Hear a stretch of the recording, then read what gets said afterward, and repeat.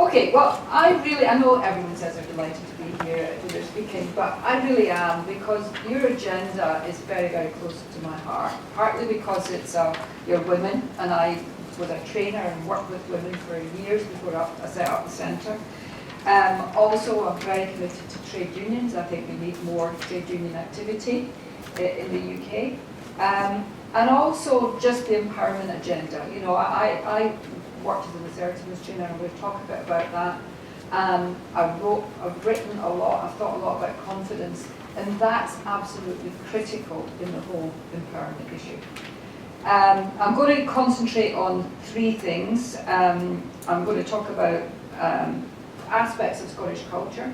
I'm going to talk about assertiveness a bit, and I'm going to end up just talking about a few key aspects of well-being, because I know that teacher stress and so on is such an issue. I've got a few things in PowerPoint, but not very much, and if you're interested in following up on what I'm saying, I'm going to give Andrea a link to it, because on our website, it's a very complicated website, it's very difficult to find things, so you'll get a link if you want to. I can hardly find things. So you want to do that. And the other thing is, I'm going to mention a few books. That we now got a book series called Postcards from Scotland, and I've got some of them with you. And I don't like it to seem like an advert, but I do want to say we're a charity. This is where we now make our money from. It's very important that we are an independent voice. There are very few organisations in Scotland who are not taking funding from someone where they have to toe the line. And I'm very pleased to say we're not one of them. So, independent. Okay, so, I don't know whether you've ever heard of the poet Alexander Scott, but he did a number of very small kind of definitional poems about Scotland. It's like Scottish haiku. And it really sums up, I think, aspects of our past. And his definition of Scotch God is Kenvy's Faither. Scotch religion, damn awe. Scotch passion, forgot myself. And the one that I really like is Scotch equality, caw the feet from yon big bastard. And I'm telling you this now because I want to get to the one on Scottish education. I tell you. And I think there is, there's a kind of wisdom in a lot of his poems. And I think in many ways, if you don't bother devoting your time to reading the Scots Crisis of Confidence, which I wrote, just look at some of his poems, because he sums up quite a lot of what I'm talking about. I mean, one of my arguments about why the Scots individually often have an issue about confidence is that our culture basically tells us we're worthless, we have to prove our worth, but it's then made very difficult because you've not to look like you think you're any better than anyone else. So you're pushed forward and held back at the same time. That's not very comfortable, and it's particularly hobbling, I think is the word I use, for women. And I experienced that as a Scottish working class woman. I felt that all the time. I wanted to achieve, I wanted to do something, I felt that potential, but I felt I was not being encouraged, in fact the opposite a lot of the time. So, I've just got that out of my Scots Crisis of Confidence book.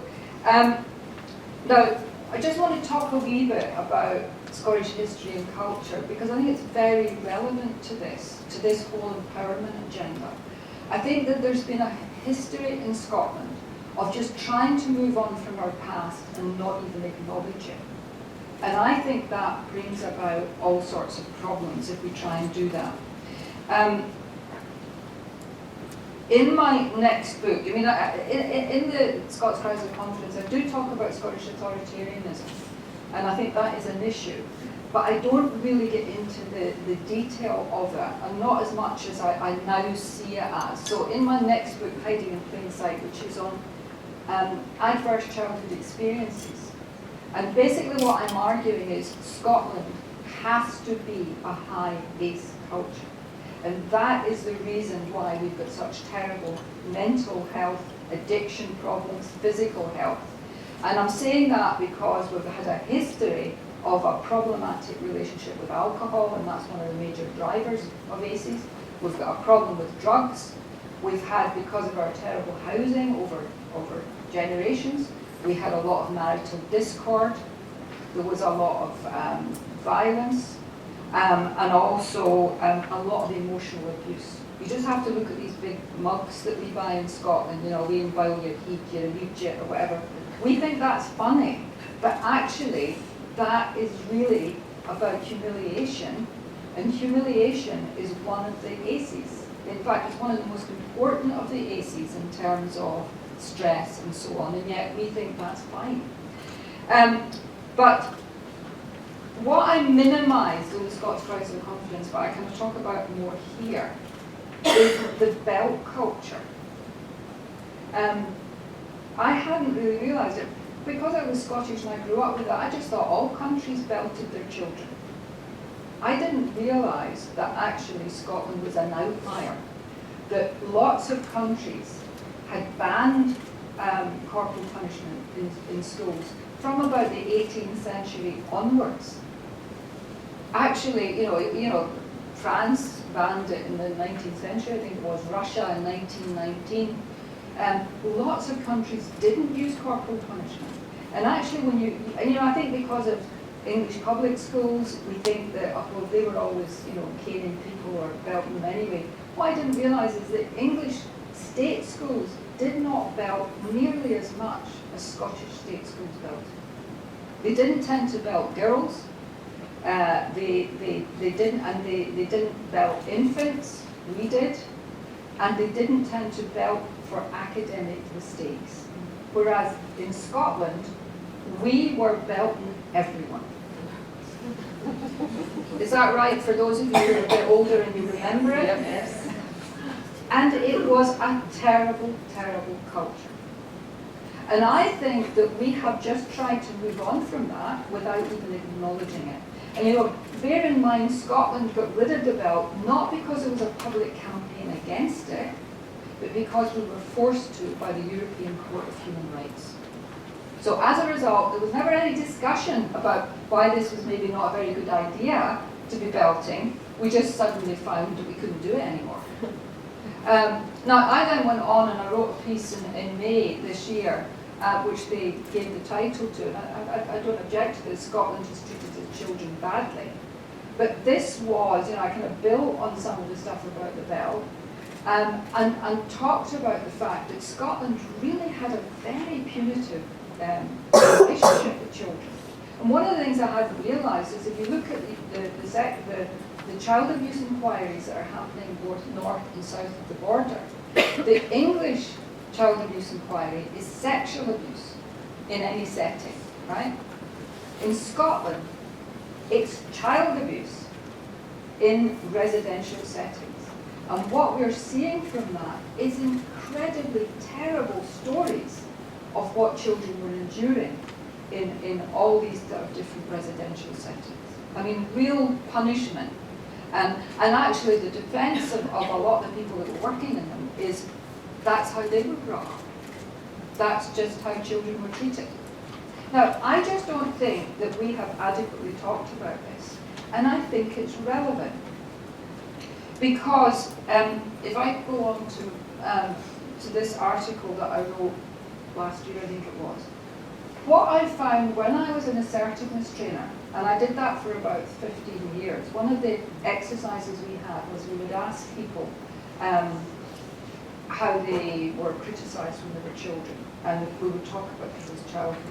And what I found is just about everyone said that their parents were really quite authoritarian, that they knew that they were loved, but they were never really told that, and their parents weren't very demonstrative. That was a very common thing people said. And that they weren't going to be like that to their own children, and no teacher was going to treat them the way they had been treated. Right? So there was a lot of individual resolution to do things differently. And if I go on and look at this parenting styles, there's a lot of research into different types of parenting styles. And you've got the cold and firm parenting style, which is authoritarian, and that was very dominant. I mean, it wasn't, to be fair, it wasn't just Scotland that was quite authoritarian. It's just that Scotland was extremely authoritarian towards its children. And what I think a lot of people did was they looked at that and they thought, I don't want to be like that. And they went to the opposite extreme. Okay? Which is warm and soft, indulgent, permissive. That's what I think has happened. Because, now, there's still the cold and soft, the neglectful is still there. You will see it. And that is the most destructive parenting style, is the neglectful parenting style. So there's still a fair amount of that around, sadly. But what I think there was never a lot of, and I don't think there even is now, is the authoritative style. And that is more of an assertive parenting style. It's child-centered, it's responsive to the child, but there's clear rules and boundaries. You don't get doing what you like. The child doesn't know best. I think that's quite probably a revolutionary thing to say in today's climate. But you know, children are at the mercy of all these consumer forces. They don't know what's best for themselves. So I think what's happened is we've had, because of our extreme authoritarianism, we have gone to this soft, indulgent parenting style that actually is not good for kids. There's a lot of research that says it doesn't develop resilience, it doesn't develop stickability, and it's not good for academic results either. The type of parenting that consistently scores highly, both for child well-being and academic results, is authoritative parenting. Responsive, but there's standards, there's boundaries, there's expectations of what you should be doing. And I think that there's no acknowledgement that this is an issue in Scotland, and I think that it's partly behind some of the poor or the falling academic performance. I've done a lot of work with teachers, and I can't tell you how many of them have said to me that they get letters home from parents saying, please don't teach my child French or maths or whatever, because they can't do it. And it's making them unhappy. And I think we've now got a type of parent, is that right? Do you ever hear anyone saying that? Yes. You are the ones that are going to get the rap for any falling standards. And yet I think an aspect of this is to do with the fact that parents think it's a terrible thing if their child has a bad day or a bad experience. So I've heard, teachers say things like, oh, I hate the Christmas season, and you get all these letters from parents or irate parents saying, why didn't my son get the lead part in the Canada? They were being cruel to him. Or one mother that said, my daughter's so upset she's not Mary this year, and she was Mary last year. Which seems to me to be terribly unfair that you think your daughter should be Mary every year. So I think there is something here about coming from this quite authoritarian, top-down, negative, punitive culture. We want to protect our children from that. Those of us who've experienced it, we want to protect our children from that, or our parents were reacting to that, and they then indulged us and thought that there was a terrible thing about bad experiences. I can remember when my oldest son was born, I didn't want him ever to cry. I mean, completely unreasonable. So I understand that instinct of you want to protect your child from any negative experience, but it's not good for the child. Your resilience requires you to be able to address negative things that happen, because they're always going to happen in life, and we're now heading towards climate catastrophe and so on. There's going to be potentially a lot of negative experiences that people are going to have to navigate. So protecting them in that way is not a good idea. Now, I'm not saying let's go back to the bad old days. I just don't think we should swing from one extreme to another extreme. Now, I think this is relevant. I think it's partly relevant for you if you're going to try to be more empowered within the profession. I think this is going to have to be dealt with. Because I know that teachers are saying to me that if they have a run-in with a parent over a child, and it's often this, the child can do no wrong. Is that not right? The child can absolutely do no wrong, right? So there's no taking of responsibility here. That what teachers are saying is that the education authorities will take the side of the parents. And I think this has to be on the agenda for you. And I think that, I'm sure, is one of the reasons that some people are leaving the profession. Because it's an unwinnable situation that you are in. It's not good for the kids. It's not good for the parents either. It's really not good for parents to believe that they have to protect their child from every negative experience. It's undoable. And the other thing is a lot of parents are swinging between being kind of very soft and indulgent and then being very hard and authoritarian, because you can't keep that up forever, so you then explode and lose your temper. So I kind of partly got on to understanding some of this stuff about parents when I used to do a lot of assertiveness training with teachers, and we used to do a lot of role play, and I couldn't believe the role plays they were doing with parents on some of these issues. And this is like 20 years ago. I mean, it's much worse now. And I thought this is extremely strange that parents are taking this attitude in many ways about their child and being so protective of their child in a way that wasn't helpful. But I want to go on because I know for me, the thing that really made most of a difference for me as an individual in terms of building my own confidence and my own ability to be my own woman was becoming an assertiveness trainer. Now, I know that that means that I'm doing it a lot more. It's not like just doing a course. But I also know from a lot of the people I spoke to who would maybe come on a course with me that they did feel that it had quite a dramatic impact on their life. So let me just give you a definition here of assertive behaviour. It's clear, honest and direct communication of positive and negative thoughts, feelings and opinions, while at the same time respecting the thoughts, feelings and opinions of the other person. Okay?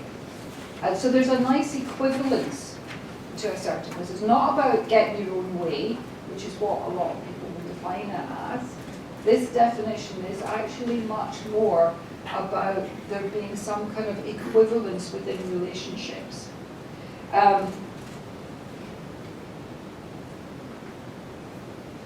What I found interesting is that when I used to do a lot of assertiveness training in education, any level that I worked with would then say they weren't able to do this because they wouldn't be allowed, right? So I would do it with pupils, and pupils often really liked it and felt it was relevant to their own peer group experience. But they would say, we wouldn't be allowed to be like that, we would be told we were being cheeky if we were to do that. And sometimes they would, because I think sometimes people don't get the respect element of this. You know, so there's a way of doing this, there's a way of not doing it. But that's what they would say. Teachers would say, we can't really do that, you'd have to do this with a head teacher. Head teachers would say, oh, no, we don't have as much power as you think we have. We really don't, this is the education authority. And if you do it with the local authority officials, they would say it's the Scottish Government. And I once spoke to Peter Peacock, who many years ago was the education minister, and he said, you know, people think I've got power. Yeah, I haven't, it's the teachers. And everyone had passed the buck on to someone else. So I think this has to be grappled with. If you're genuinely going to try to move a culture that's had a very top-down feel to it for years, for centuries, to something that is much more empowering, you've got to, in a way, find your ability to communicate your thoughts, feelings, and opinions in that respectful way. If you're not doing that, non-assertive behaviours are being passive, not saying what you think, just fitting in. The problem with that is you often feel very resentful. You feel a bit like a doormat, but you feel resentful. You can have no control over your life, so it's stressful as well. And people who do this a lot get put upon. You know, if you're an assertive person, people often won't come and ask you to do something because they know you value your time and you may well say no. But if you're a doormat, you really get used a lot by people. So that's passive.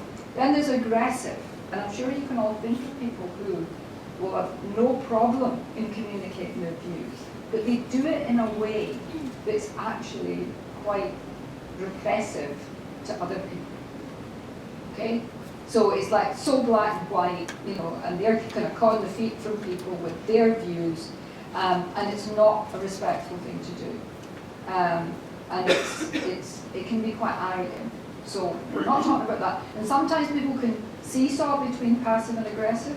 They put up with it for so long, and then something happens and they can't bear it anymore, and then they lose their temper. Okay? And there's also manipulative, which is you're not direct. You want to get your own way, but you're not direct. So you come up with some kind of story or say, I wouldn't be asking that, it's really hard, you know, that kind of thing. What I used to find when I did a lot of assertiveness is if you kind of come up with a situation that you wanted to address, people will often say, I know, why don't you say? And what they'll do is they'll come up with a manipulative approach. It's very, very common, rather than a more honest and direct approach. Now the hallmarks, you know, the hallmarks for me of assertive behaviour are, it's direct, but it's not blunt. You know, I mean, there's a kind of subtlety, there's a politeness to it, but people are clear in what you're saying. So, you know, that's one of the fundamental things. It's honest. And, you know, I remember people used to say, well, why did you have to have the word honest there? Why don't you just say it's, you know, direct or it's clear or whatever? But the honesty is important because this is about building personal integrity. And personal integrity will make you feel confident, will make you feel empowered. So that sense of being congruent and being truthful, I think, is an important part of being assertive. Taking responsibility. It's very common for people to blame other folk for things that they don't like or going on or even how they feel. So, you know, people will commonly say, you make me feel inferior, or you make me feel bad, or you make me... And actually, people can't make you feel anything. That's really about you. Eleanor Roosevelt had a wonderful line where she said, no one can make me feel inferior without my consent. So it's worth bearing that in mind. It's about taking responsibility for your behaviour. A very important one is positive, not just negative. I think when people think about other people being assertive, they think about them, you know, making requests, asking for what they want, you know, being critical. Now, these can be aspects of assertive behaviour, but for me, it's also about giving praise, acknowledging, appreciating, offering help. You know, it's not all negative. And if you're only assertive in a negative way, you will have poor relationships. Right? It's got to be the positives as well. And that sounds quite straightforward, but actually, giving and receiving compliments is often very, very difficult. We are not brought up to do that well. They're often batted away or minimized or whatever.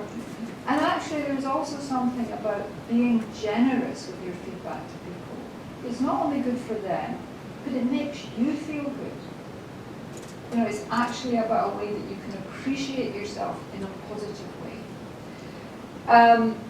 And a sense of equality. I've indicated this a bit before, but that sense of what you're trying to do is keep some kind of equivalence within relationships. So you're not just going to do things to make other people's life easier, or you don't know how to say no.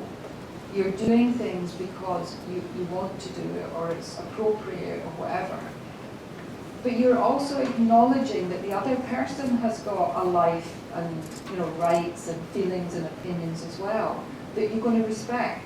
And I saw that a lot in the assertive role plays, that often people just hadn't seen enough of that being done. That they would they would still be being quite aggressive a lot of the time. They would be too, they would be too unrecognizing of the other person. Right? So that might be simply saying things like, I know this might be a bit difficult for you, but this is what I want, or this is what I'm going to do. You're acknowledging the other person. So it's that kind of two-way thing which I think is important as well. And there's a sense of choice about it. Sometimes you might choose not to be assertive. You can't be bothered. That it's easier just to sit here and say nothing. That's fine if it's a choice. A lot of the time it's not a choice for us, and that's why it's so problematic. So these are some aspects, and the other thing about assertive behaviour, for it to be effective, it's got to be accompanied by the right body language. So you're not kind of mumbling and looking down like that. You're looking at the person. But that body language is important. And there's a woman, I can't remember her name, who has done some TED Talks, and it's about power poses and about how people can feel really good. And there's evidence that it makes a difference to people if you just kind of stand in the right way and relate to people in a certain way. So one of the reasons why I think assertiveness is so important for people is it's building your skills in communication in a key area of life. And when you think about when you're at your most confident, it's usually because you've already done something and you've got experience and you've got skills. So if you can build up your skills in a fundamental area where you feel that you can handle just about any situation that comes your way, it is very confidence building.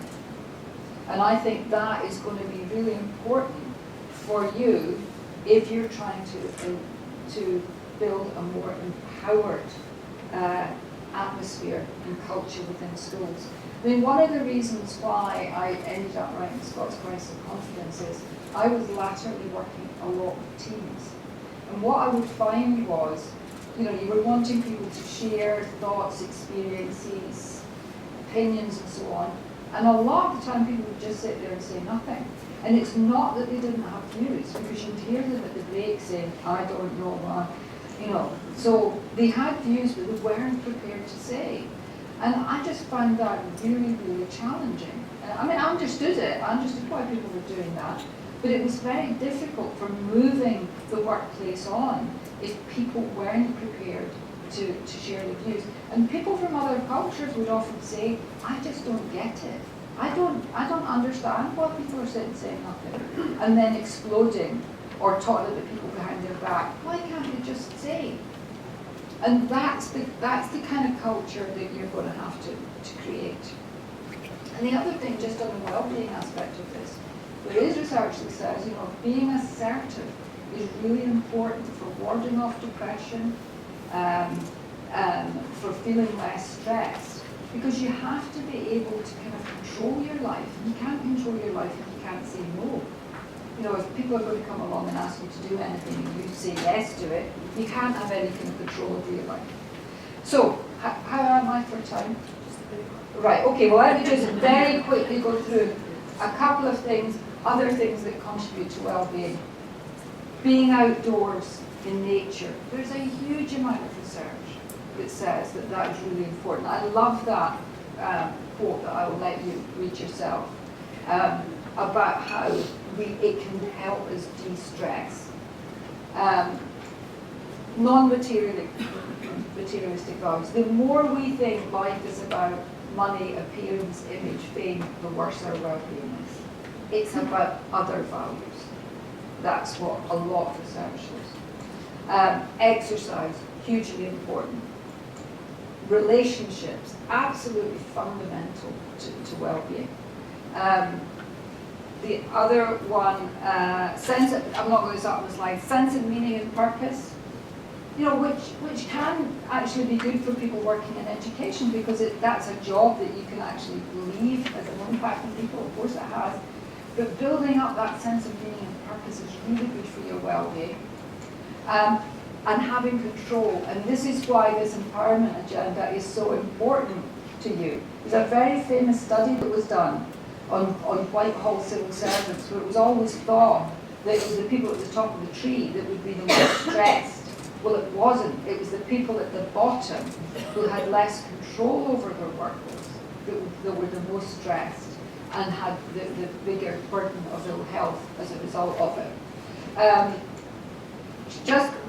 This whole empowerment agenda absolutely of great relevance to us as a centre, because we produced this book called Letting Go, which is about breathing new life into organisation, and it's all about how can we move on from that top-down control that is so paralysing within organisations and so bad for people.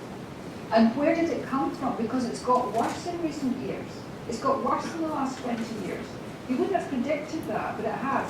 And what that book, Letting Go, is doing is partly saying this is as a result of the rise of economics and this notion that people can't be trusted because they're self-interested. Whereas all the psychological research shows that people work better if they have some sense of agency and control. You get much better performance from people if you don't try and control them. So there's a lot in that. And Alan McLean, many of you will know his work on motivation, has written this book on a whole range of personal growth skills, which I really recommend. Finally, sleep, really important. People often forget to talk about the importance of that. That's hugely important. And I'm just going to finish on this one, the dangers of radio frequency radiation, Wi-Fi, mobile phones and so on. And we're doing an event on this as a centre, particularly for schools, because other countries are now taking steps to try and protect children from Wi-Fi, etc. And some people say that is also an issue for teachers. If you're in a classroom with all these iPads and Wi-Fi or whatever, your exposure level is pretty high, and there's very good reason to believe that is an issue for people's health. I've got leaflets if any of you are interested in that. So that's just all I want to say, but can I say one last thing? I think it's very relevant. You're going to have to fight hard on this agenda, because the Scottish Government has a phenomenal track record on saying things and having all these documents, all this rhetoric that doesn't translate into reality. And people across sectors are saying that it's a government that talks a good game but doesn't deliver. And I think to get delivery on this, you're really going to have to fight for it. And don't be fobbed off by documents, because the thing is, there's tons of documents that say all these different things, and it's not delivered. So that's going to be the challenge for you, is actually translating what's said in documents into reality for you. A lot of that's going to be about you finding your own voice and your own power. Good luck to you.